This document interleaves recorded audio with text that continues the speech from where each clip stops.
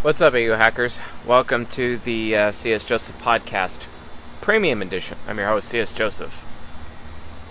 The final deadly sin to discuss. It's not exactly the final episode of Season 7, Part 2. And the final deadly sin is obviously the deadly sin of greed, also known as avarice. Which types are greedy? Which types have avarice? None other than the super mega cute ISFPs of the world and the super mega intimidating executive ENTJs of the world. ENTJs like John Furner or John Scully or Tim Cook, right? ENTJs are really good at being CEOs of their organizations. They're really good at making their product and the accessibility of the product very easy for everyone. It's all about ease. But, if we're going to look at how NTP entrepreneurs are, that's where the true innovation, invention, original comes from as a primary. It's not to say that an ENTJ can't do that themselves. They can. But it's not as prominent as with an NTP CEO. The deadly sin of greed. For a long time in my life, I really wish that I knew ENTJs and ISFPs were greedy people. I really wish I knew that. I could have prevented myself from being scammed or taken advantage of or taken to the cleaners or maliciously covert contracted by both of these types on a regular basis. In fact, a lot of sexual abuse in my life came at the hands of an ISFP. And one of my worst memories, one of my worst experiences in my life came from an ISFP. Because their extroverted thinking inferior is so afraid of blackmail, similar to how, an INFP is afraid of blackmail. But they often will blackmail others to get what they want because they're greedy. My ISFP cousin wanted me to do her favors, sexual or otherwise. And I was 9 or 10 years old, and I told her no. And she didn't like hearing that. She didn't like hearing that at all. So she threatened me. She threatened to expose the sexual abuse to people at school if I didn't do what she said. And I thought about that, and I'm like, why would you do that too? You're going to make yourself look bad at the same time. So I still doubled down. I'm like, no, I'm not doing that for you. I'm not, it's basically the first time I'd really said no to her. Even though things between her and I started when I was about 5 years old. From age 5 to age 14. And that really sucked. But, so when I refused after she basically did her attempt at blackmail, what she did is she immediately told other kids at the bus stop about what was happening. Except she twisted it to make it look like I was the predator and she wasn't. And of course everyone sided with her and didn't side with me. This spread around school pretty hard. And my entire reputation was completely destroyed. I was shunned, mocked, beaten.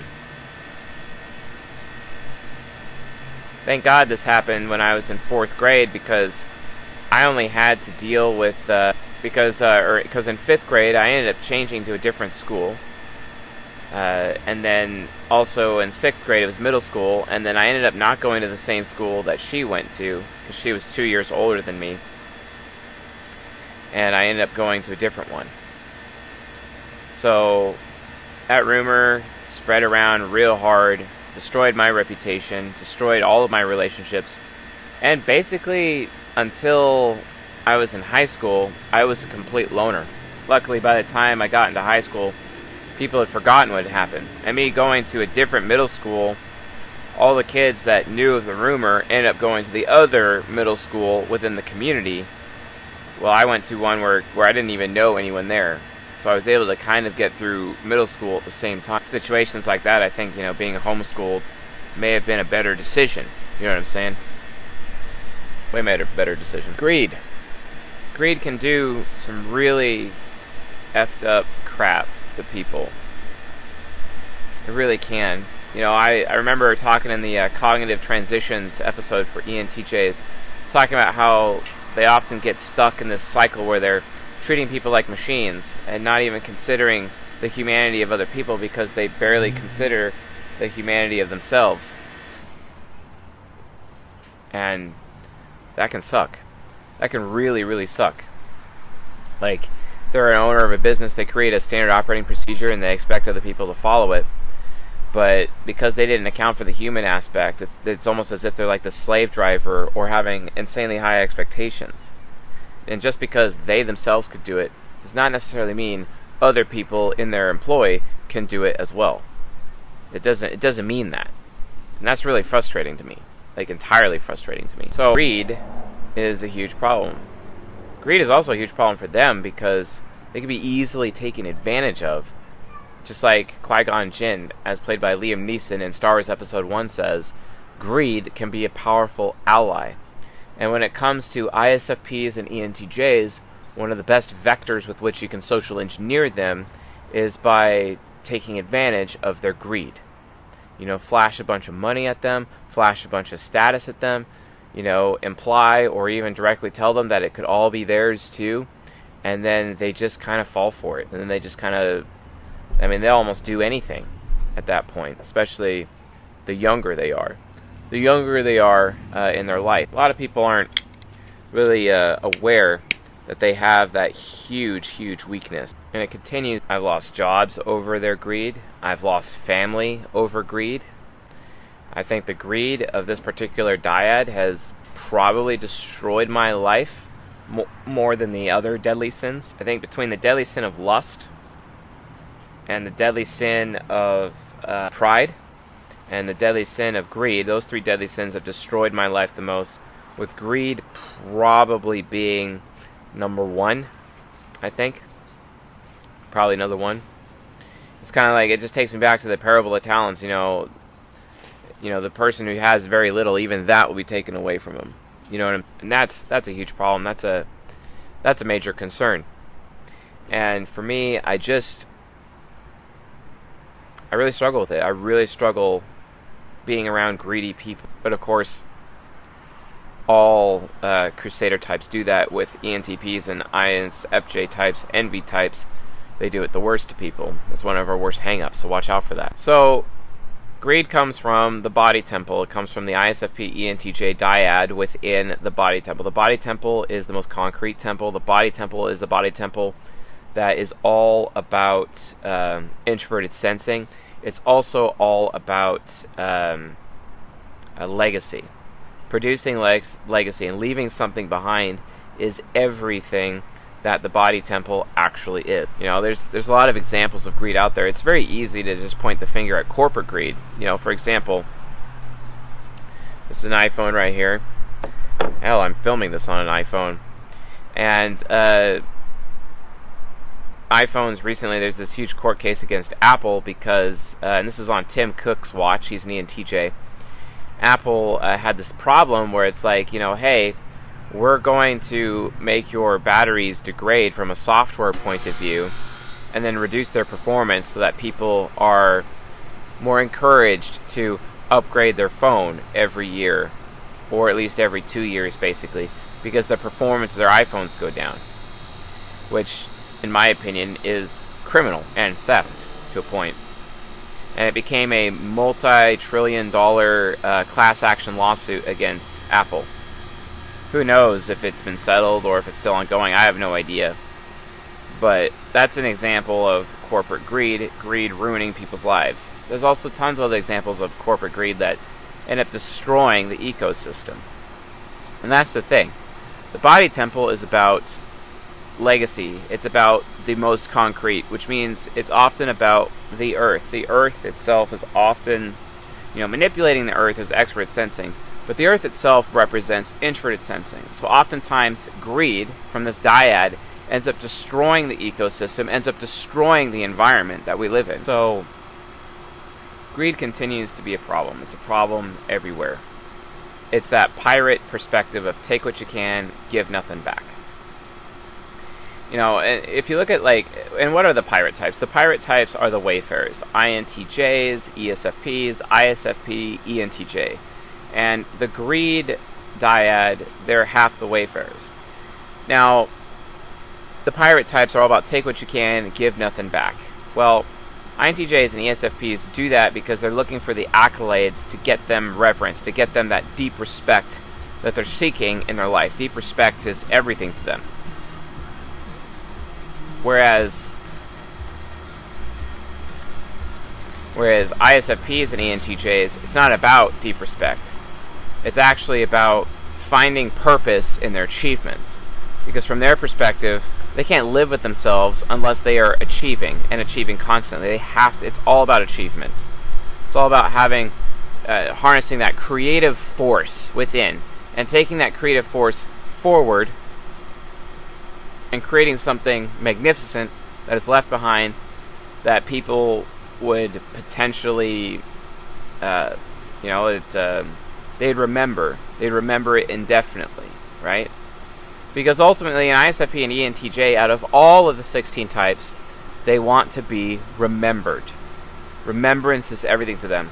It's like, some people think ISTPs and ENFJs have that perspective. They don't. Or ESTP and INFJs have that perspective. No, they just want to be connected to people. Whereas the ENFJ, ISTP, they just want to be validated. They want to be the smartest people on the planet so they can be valid. That's all it is. But in terms of remembrance is ultimately that which the ISFP and the ENTJ are seeking out of life. And we call this purpose. They've tacked on their life's purpose based on how memorable and what they leave behind, what their legacy actually is. Legacy of execution. This is why they're so creative.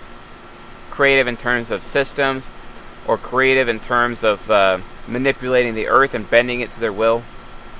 But it's all to achieve a status of remembrance. They don't want to be forgotten. They don't want to be forgotten in history. They want to be remembered generation after generation after generation. It's super important. Elon Musk, he's part of the body temple, and from his perspective, it's all about discovery and the new frontier.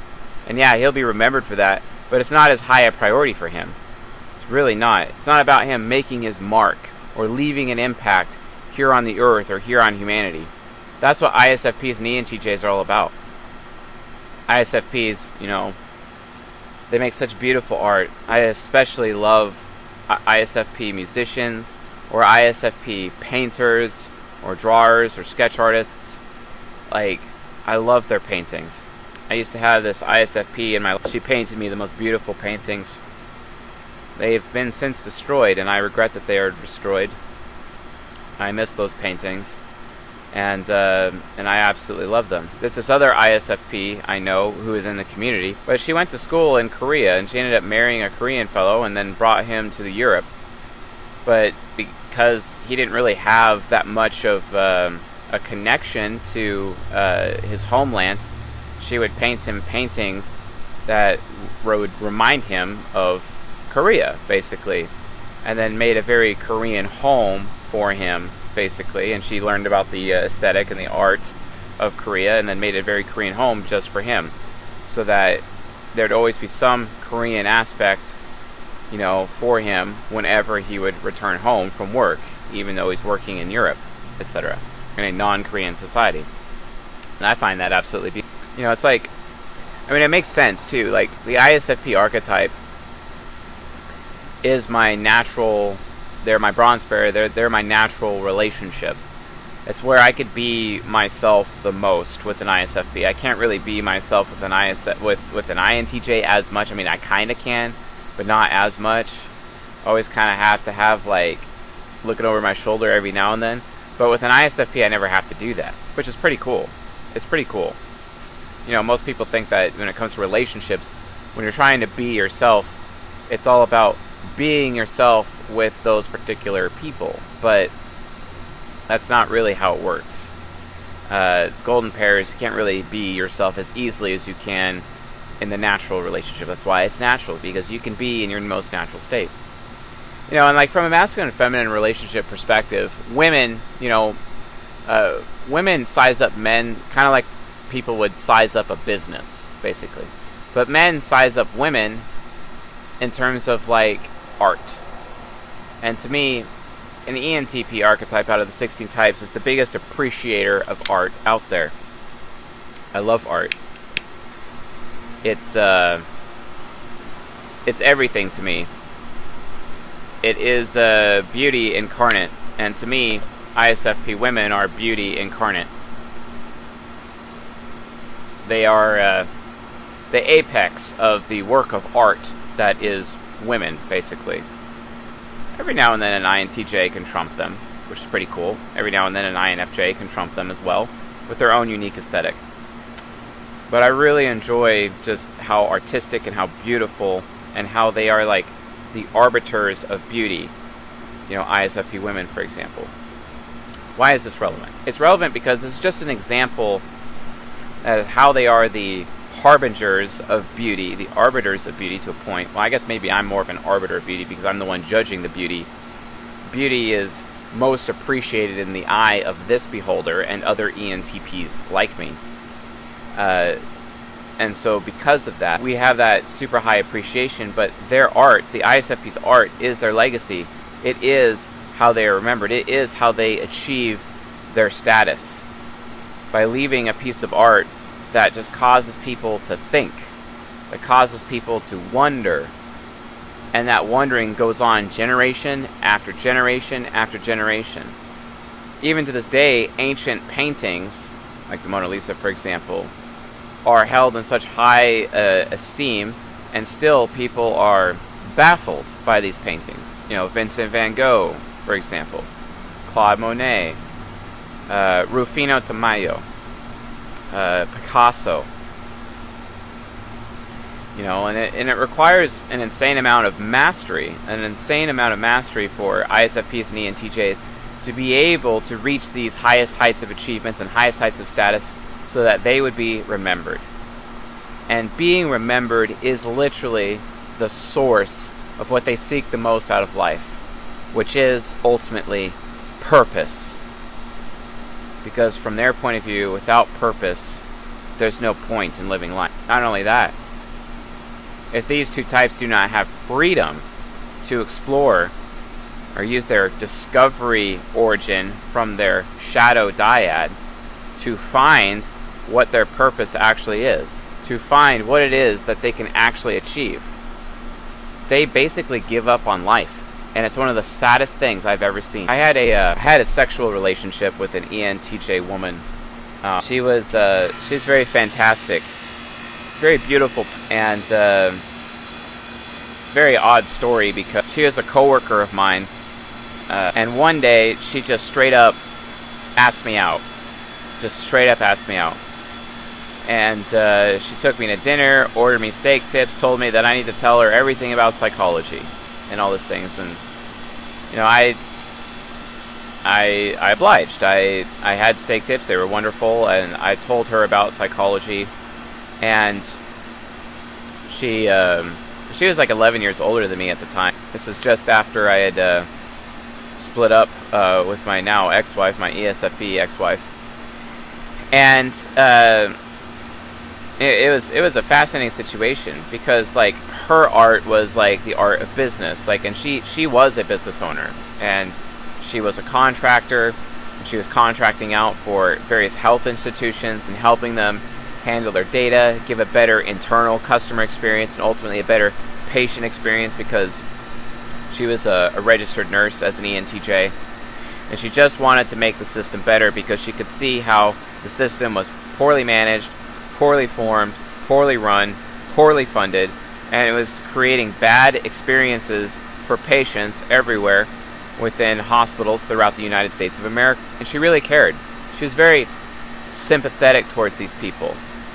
And I admired her sympathy. Even though it was an introverted feeling inferior, I still admired it. And I loved her for it. Most people think that, like, ENTP men, when we have a sexual relationship with a woman, we're just using them, but we're not. Every child can't help but catch feelings. no matter how much we try to claim otherwise, right? So yeah, I mean, like any of my sexual relationships, I do love them, and I do love them dearly, as I've stated. That's just that masculine idealism that I have as a man, and ultimately as an FE child, ENTP. And things escalated from there. From a sexual perspective, and nowadays I think she's okay. I really hope so. And now her purpose is to help move her children forward, and then maybe one day she'll be able to return as that business owner. I don't know. But you could just see how purpose, or the loss of purpose, can be so detrimental to an ISFP and an ENTJ. They literally cannot function without it. Here's another example. My former father-in-law, his name's he is an ISFP, and the diligence of that man. I have never seen someone work so hard in my entire life. He's like 80 years old. He still goes out in the hot sun. He looks like he's in the hot sun, hot California sun, every single day, even though he's actually a New Yorker from Brooklyn who married a full-on Filipino woman and had a daughter by her, and I married their daughter, and had 2 children by her. My children basically live with him on his farm, and he's constantly working, constantly inventing, constantly figuring out something, constantly trying to achieve, constantly working hard to leave something behind for his family, taking his 40 acres and turning it into this amazing oasis on top of a mountain. It really is a work of art. It's one of the few places on the earth that I can have peace, and he'll be remembered for the peace that he brought me. I love that man. Constantly talking about intellectual topics all the time. Constantly talking about books that we're reading all the time. He still reads avidly every day, even as an 80-year-old man. I'm so impressed by him. I'm so impressed by his work ethic. Like the other SE parent in my life, my cousin Mike was an ISTP who taught me work ethic. Expected work ethic from me, and I had to rise to the occasion in order to hopefully get his respect. Hopefully. Now if he saw my work ethic now, I think he would have respect for me, but things got so negative between their family and myself that I'm not sure that would ever happen. But it doesn't matter. I will always remember him. Always. And my children and their children will have an opportunity to remember him based on what he has created with his own hands, his own body that he created up there on top of the mountain, 13 miles from Fort Bragg, California, as the crow flies. A beautiful place. A place where I could sit down when I am so stressed out, and I just go out there and be on one of the lakes that he created, or or get out on the boat or on the paddleboard out there. It's just an incredible, incredible sight.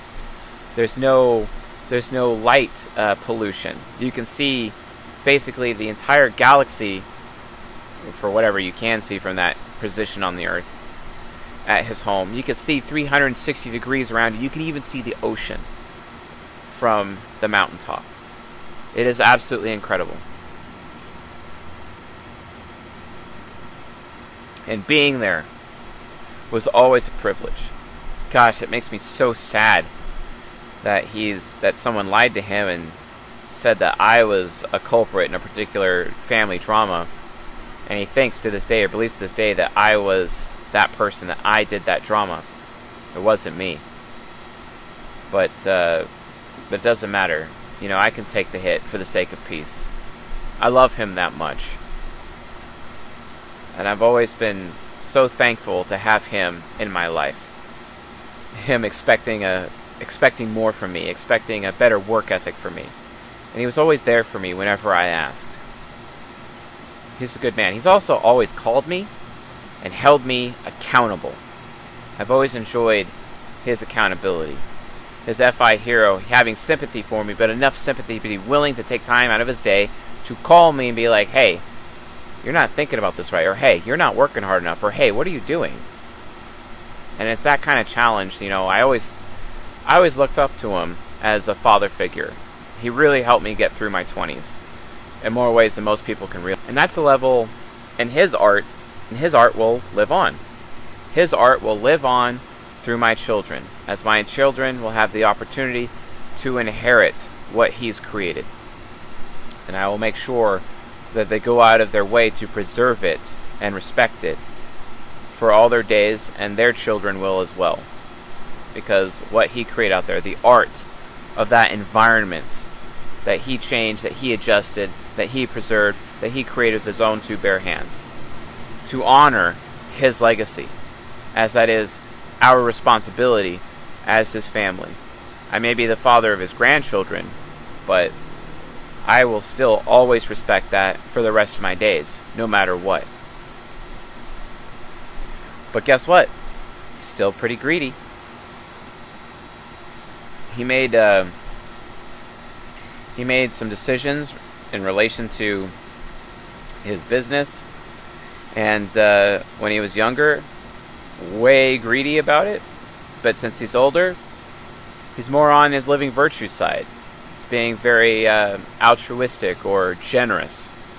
Generous with his art, generous with his property, generous with everything that he does. He goes out of his way with his SI critic to share, because introverted sensing is the sharing function, whereas introverted intuition is the asking function. Like, if you're in a relationship with an NI user, they need to be asking you, the SI user. If you're an SI user in a relationship with an SE user, you need to be sharing with them constantly. And of course, ESTPs and INFJs need to be shared with the most, because sharing with them is how they feel connected to you. But sharing is important. But he, with his SI critic, learned that he could be generous and altruistic by sharing his creation with other people, right? Just like my former ENTJ lover, she shared her body with me, she shared her mind with me, and I helped her form her legacy through her children, and I'm very thankful to have that opportunity. Or the ISFP Raylan, who made those paintings for me, I showed off her paintings in my videos, and that's part of my contribution to her legacy, her purpose, because they're absolutely beautiful to me. ISFPs and ENTJs are beautiful to me, and I just love how they can harness beauty, systematically speaking, or interest-based. It doesn't matter. They're beautiful to me. They are the harbingers of beauty in the world. But that beauty would not be possible without the deadly sin of greed.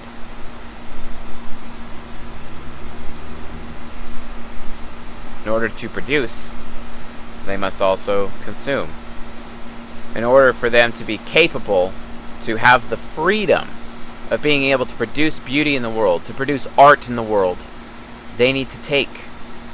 Yeah, they can be really entitled. Yeah, they can take too much. They really can. I mean, some people would accuse my former ENTJ lover, they would accuse her of being greedy.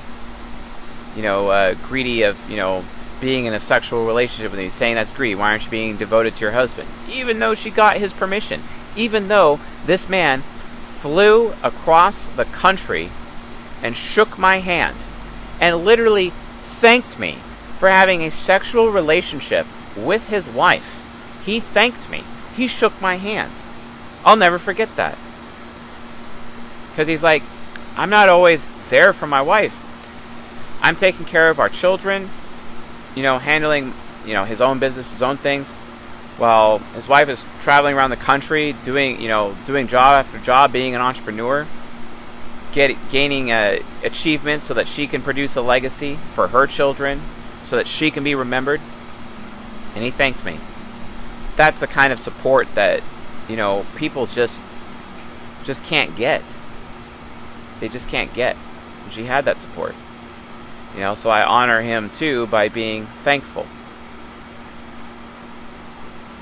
I mean, I'm a heart temple. I'm all about passion. How can I not? How can I not be passionate about these people? How can I not be passionate about their art? How can I not be passionate about the beauty that they produce in the world, making the world a better place? Especially from my perspective, I have extroverted sensing demon. I hate the world. I hate reality. It makes me uncomfortable. It makes me feel unsafe. It's such a burden on me. It's ugly. And then they come along. And they make it so much more beautiful. They make it lovely. Then my extroverted sensing demon no longer wants to destroy the world. It goes angelic. And because of them, I can be angelic and preserve those parts of the world, those beautiful artistic aspects of the world, and preserve it for their sake and for generations to come. This is the heart temple's relationship with the body temple.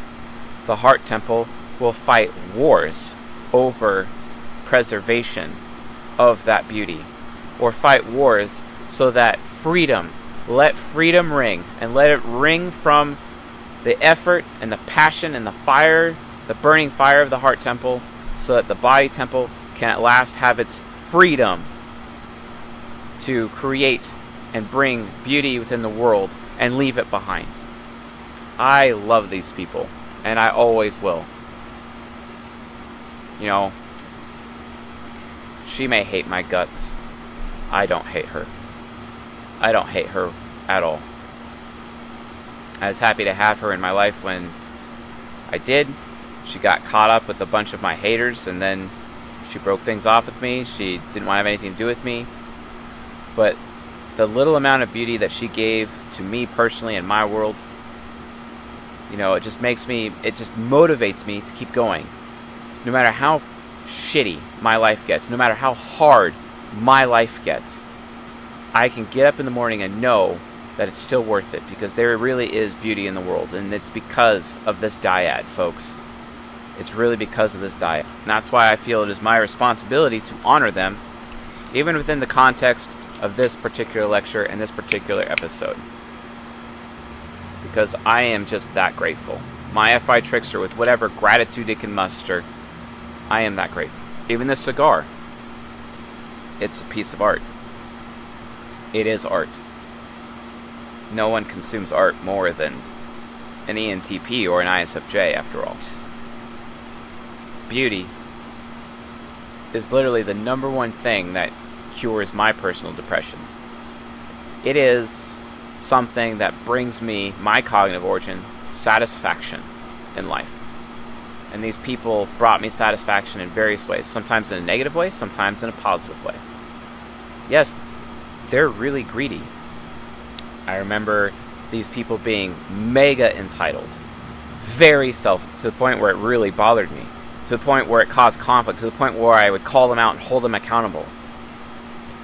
But I knew that at the end of the day, that selfishness, that greed, had a purpose. They just want to leave a legacy behind. They just want to achieve. They just want to have a high enough status to be remembered, so that the work of their hands, the beauty that they create, will last generation after generation, maybe even to the point of lasting forever, which is their ultimate goal and their ultimate dream. This brings me back to a discussion. This is where my inner nerd is going to come out. And I know it's a super long introduction, but I feel compelled to do this. There's a discussion in an anime called Naruto Shippuden specifically. Season 1, maybe Season 2, if Season 2 isn't filler. Season 1 through 3, I don't know. But there are these two characters.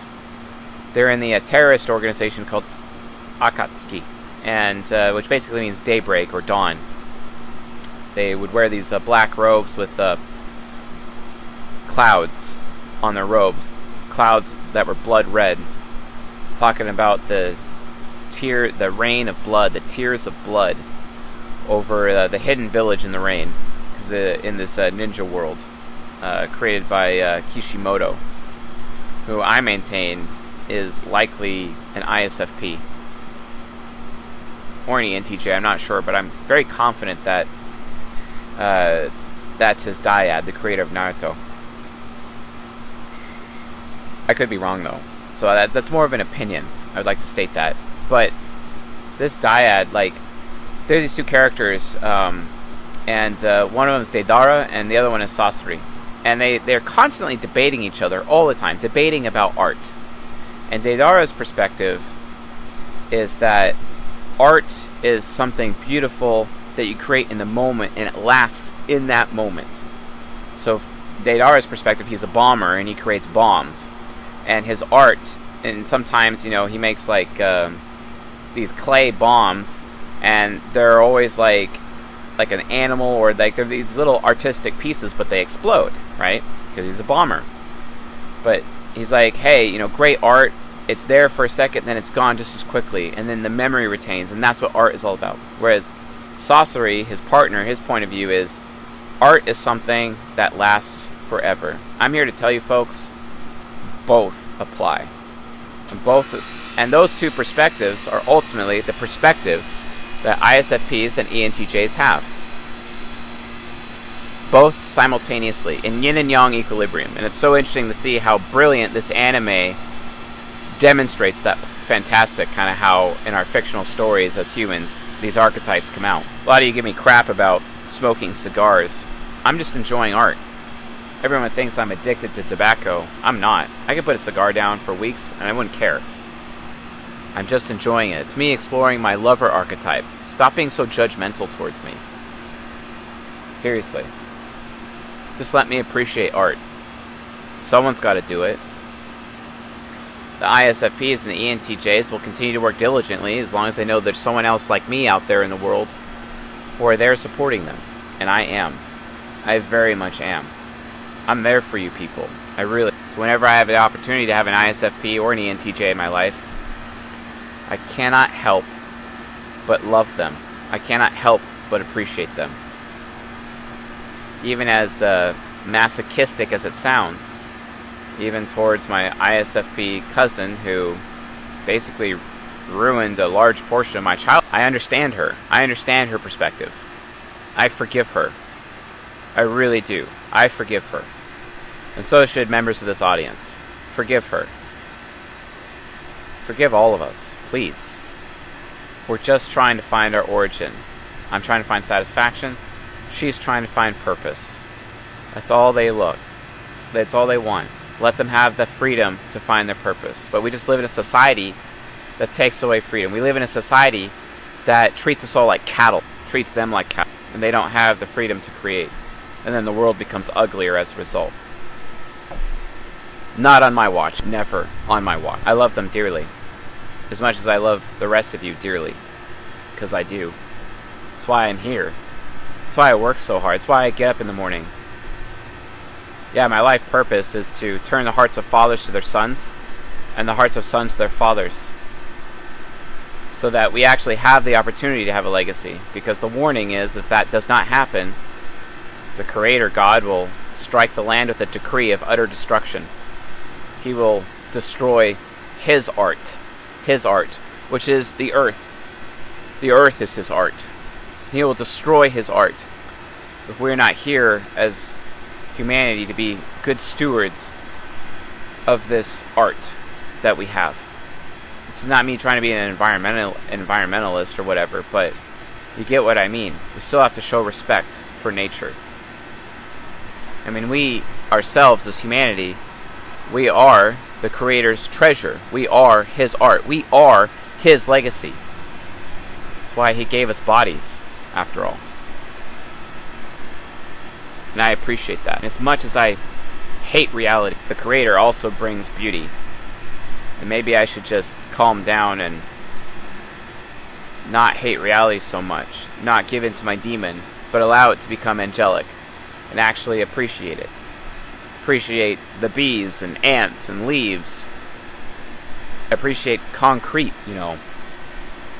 I'm forever thankful. And that's how I honor Him, the Creator. So that's it for this introduction. I know it's a really long introduction, but I knew this lecture was going to be a little bit long. So remember, the deadly sin of greed, not necessarily a bad thing. The living virtue of being generous, not always a good thing. As I've always stated. So where does greed come from? Well, opportunities lacking leads to entitlement. ISFPs and ENTJs only become greedy. They only take more than they should because they don't have any freedom. And they get greedy. They take resources, they hoard resources, they become pirates, take what you can, give nothing back, because by having those resources, it guarantees their freedom. It guarantees that they will be able to get that which they seek the most: purpose, legacy, being remembered out of life. The art of it is just completely incredible. Nope, lost my place. Really lost my place. So I'm not trying to make moral judgment over these people. I'm not trying to say that these people are also better than everyone else. I'm not doing that. I'm just letting you guys understand or see, or as I expose my raw ENTP perspective about these people. Also, so that if you are an ENTJ or an ISFP watching this, just know that there are people like me in this world that love you and appreciate you. I don't see you as bad people. I just see you as people who are entitled to have purpose. And that's okay. Just be careful when your greed ends up destroying other people in the process, lest I have to protect them from you. Or if your greed is inhibiting fathers from knowing their sons, and sons from knowing their fathers. We see that all the time in divorce, where women end up taking everything from men in a divorce. It's so horrible. That's why I tell men, don't get married, because marriage is the contract, the legal contract, that no one gets legal advice on. But if you are to get married, set your life up in a certain legal way so that you'll be okay. I have similar advice to women as well, especially ISFPs and ENTJs out there, where they can protect their legacy in a marriage situation. If I was to ever marry an ISFP and then she would create like a business, I would never take it from her. It's her legacy. She made it. It belongs to her. Just because I'm entitled to 50% of it legally, I'd never do that to her. Or anyone, for that matter. What's theirs is theirs. So, what are the ENTJ and the ISFP seeking? What is their origin? What causes the deadly sin of greed to emerge? Like I said, opportunities lacking leads to entitlement. Both ENTJs and ISFPs are very sensitive to the paths available to them to create. If there are no opportunities available, they may take opportunities from others to create a path for themselves. Greed comes out in hopes of creating a path and bringing out potential opportunities.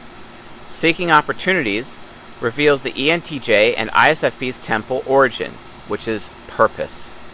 Purpose is defined by, quote, the reason for which something exists or is done, made, used, etc.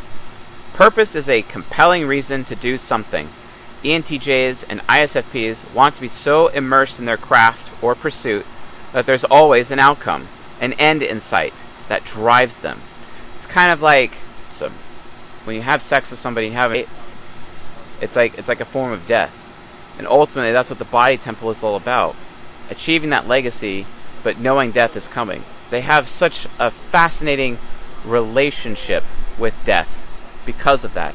And that pressure of death is what actually ends up driving their greed at times if they don't have the freedom to pursue opportunities and gain their purpose.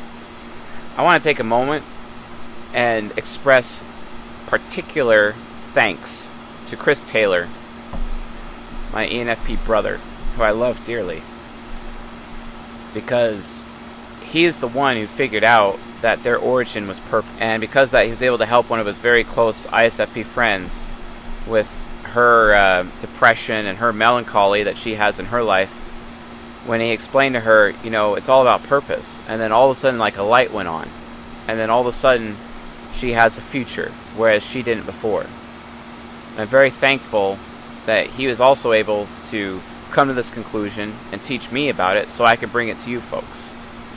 We've been working really hard on the temples for so long and refining it, all these concepts, to be able to bring you this really good content to help people with their lives, and just so that they understand who they are, and so that they can accept themselves, forgive themselves, and forgive other people in their life as a result of accepting and understanding other people for who they are. But Chris, thank you very much for this. I couldn't have done it without you. Purpose is a compelling reason to do something. ENTJs and ISFPs want to be so immersed in their craft or pursuit that there's always an outcome, an end in sight, a death insight, and that's what drives them. Purpose means a reason to be alive and a reason to grow. That's why my ENTJ lover tried to kill herself so many times, because she lost her purpose. Breaks my heart. I'm glad she's still alive. Very thankful she's still alive. Purpose means a reason to be alive and a reason to grow. ENTJs and ISFPs, both being outcome types, need a tangible end in sight to continue to be motivated.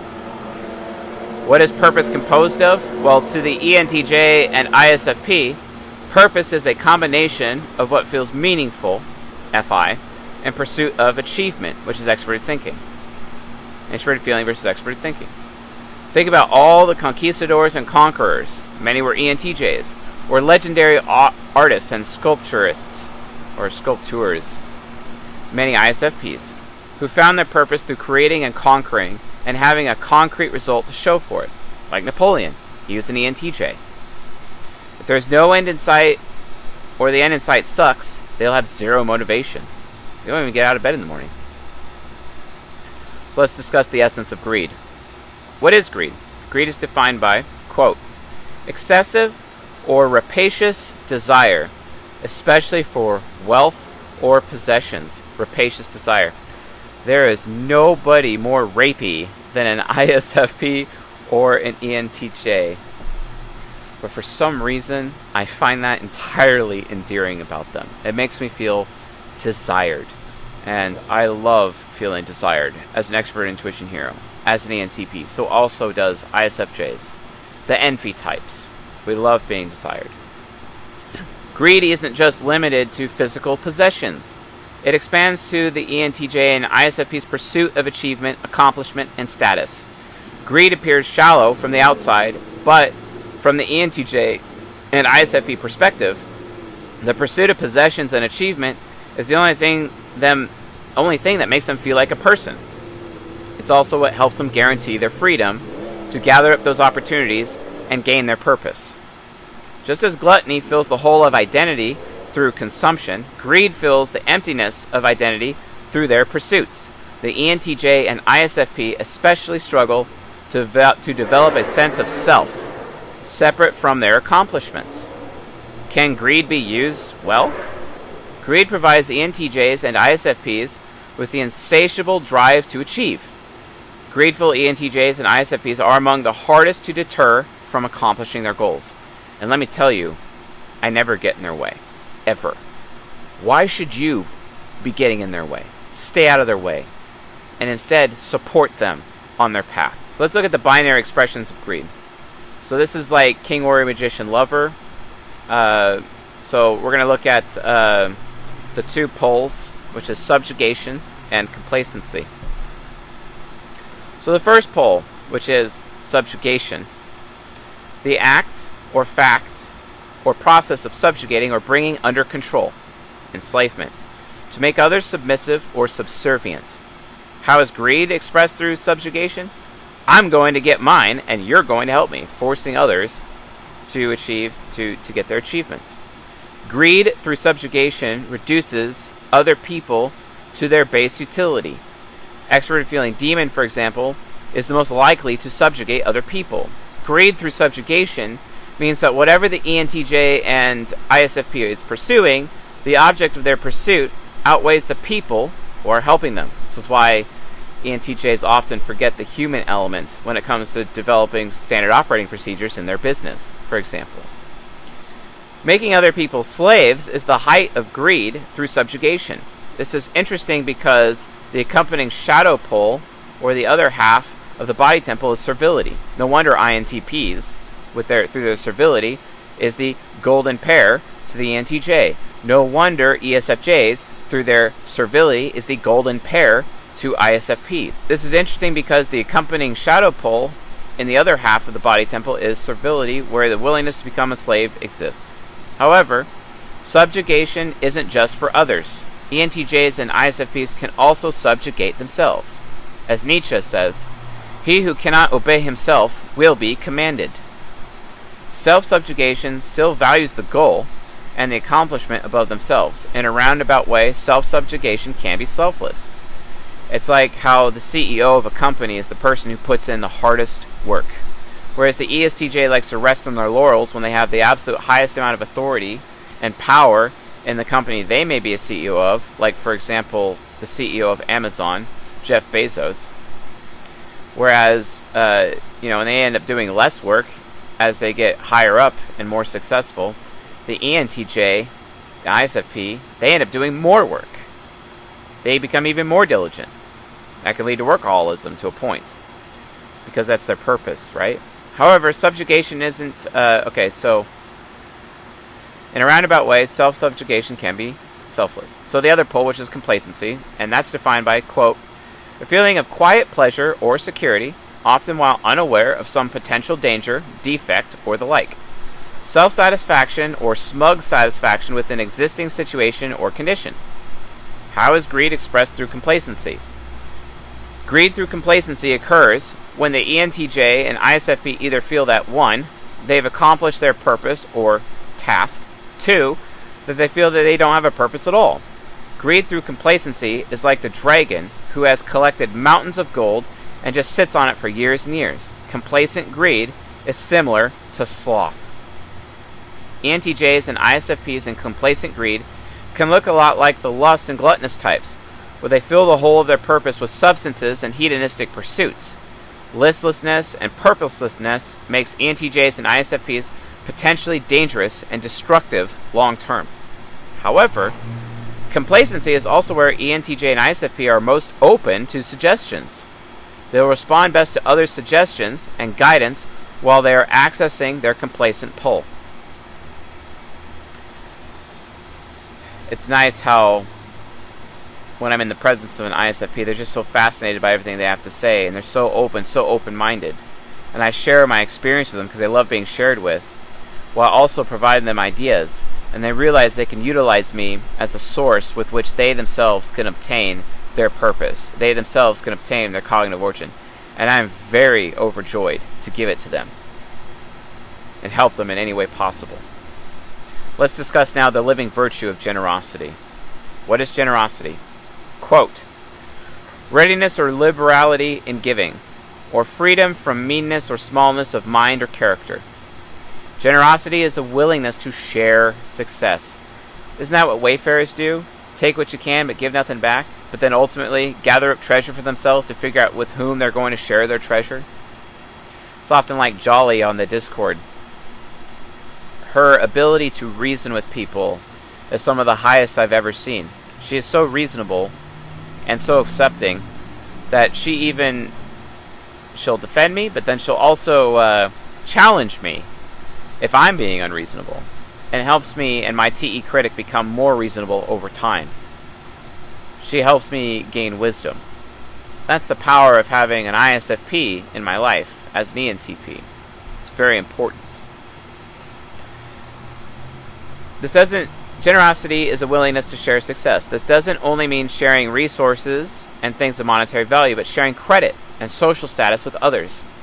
ENTJs and ISFPs might be willing to give away a portion of their success as long as they are recognized for it, but pure generosity doesn't have strings attached. Sometimes the strings are attached, and this is where the shadow of the ESFJ or the shadow of the INTP can start covert contracting people.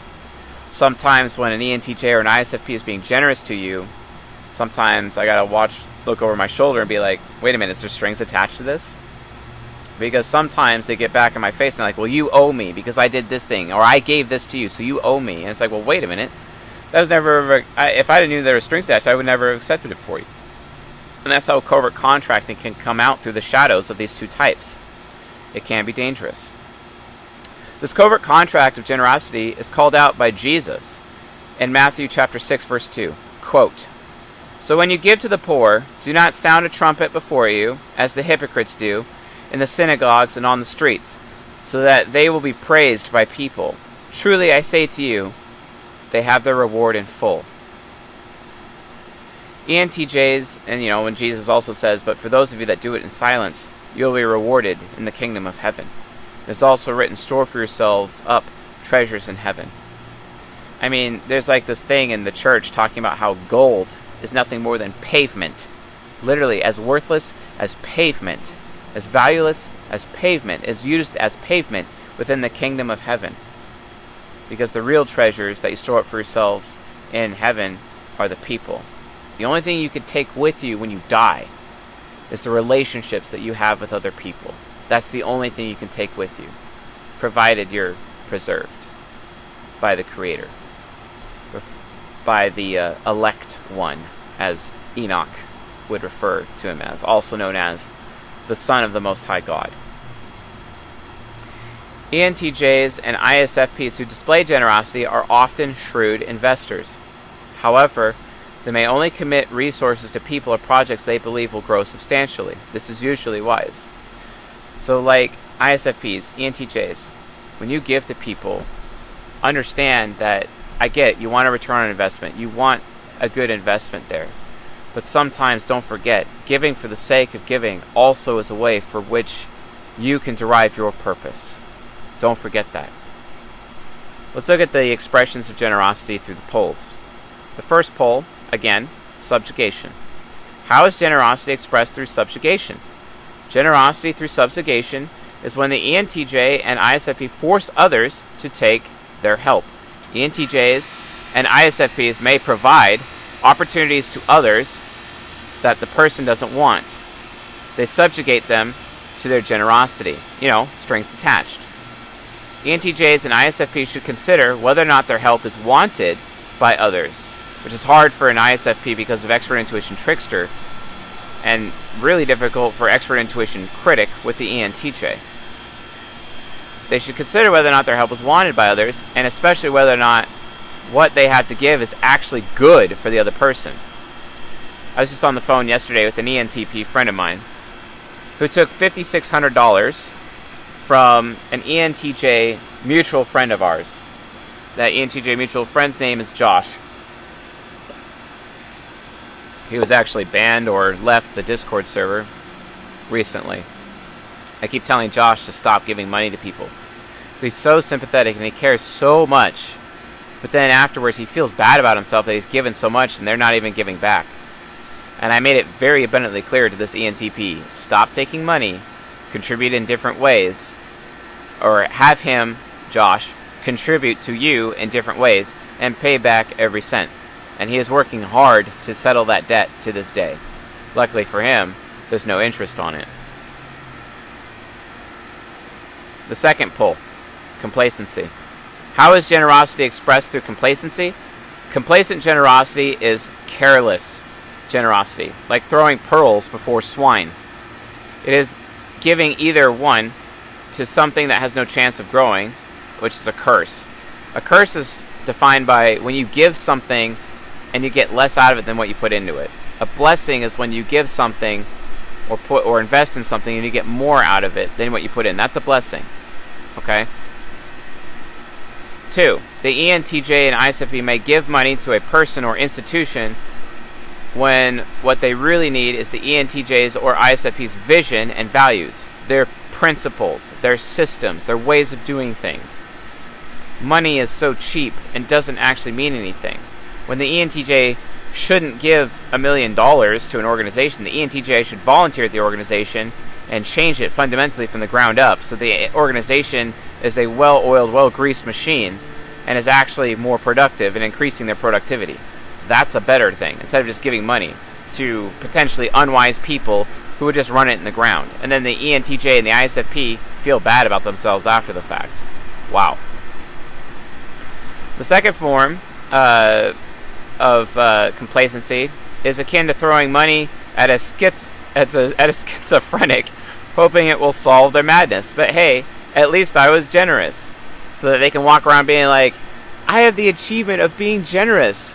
Even though it didn't really actually help anything. But at least they can walk around claiming, I gave money away. Look at me, look at me. Isn't that what Jesus was warning about? Huh. Complacent generosity is often a strategy that ENTJs and ISFPs utilize to confirm their own self-worth to themselves. Within, though, part of them intuitively understands whether or not a generous act was altruistic or selfish. So let's look at the utility of the poles.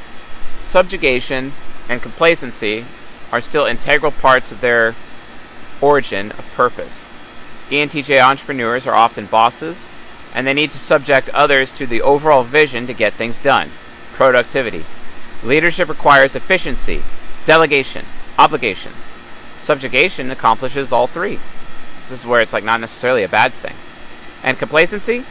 ENTJs and ISFPs, like all humans, need periods of listlessness and aimlessness for their purpose to be revealed to them. This is why sometimes they can go in and out of depression. Having a constant sense of purpose is not as meaningful as knowing what feeling purposelessness is like. Just like sloth can have its utility, complacency can give birth to a deeper understanding of purpose. As a result of all of this is what makes it possible for ENTJs and ISFPs to be able or be enabled to leave a legacy behind. It's what allows them to reach their cognitive origin of purpose so that they can be remembered. That may seem like enough for them, but each ENTJ and ISFP should ask themselves, what legacy am I leaving behind? How will I be remembered? Finding and pursuing purpose is derived from a combination of generosity, greed, subjugation, and complacency. Together, these four poles help find and express one's purpose and enables them to be remembered, potentially for generation after generation after generation. Purpose leads to the achievements that create the foundation for the next generation's values and identity. And just like it is written in Luke chapter 6, verse 38, quote, "Give, and it will be given to you. For the measure you use, it will be measured unto you." Remember, folks, they just are trying to find purpose. They talk about the millennial generation, Generation Y, WHY. This generation, the millennials, the lost generation, my generation, often seem as aimless and listless. No purpose. No wonder suicides are up. No wonder depression is such a big problem. Because we've lost our fathers. Oftentimes, before our current decadent, technologically advanced society, a person can derive their purpose through the work of their father and transfer it on to their generation after that. But nowadays, we don't even have that connection with our fathers. Nowadays, our generation has lost its purpose, as has been warned in Strauss and Howe's book, The Fourth Turning. I highly recommend you folks read that. It is absolutely critical that we go out of our way to support the ENTJ and the ISFP in their quest for purpose. Because while they seek purpose, guess what? They also help the rest of humanity bring purpose to the rest of humanity and help everyone experience purpose. Experience identity to a point. This is why the body temple is the superego to the soul temple, as the soul temple is all about character and identity. But without purpose, is there really character? Is there really identity? That's why they have a yin and yang equilibrium relationship, folks. That's the point. So, you can almost look at all of the poles, the origins, the living virtues, the deadly sins, the shadow pole, the aspiration pole. You can look at all these things as yin and yang equilibrium. The big white part would be like what? The living virtue. The big black part would be the deadly sin. But the little dots, the white dot and the black dot, those are the poles.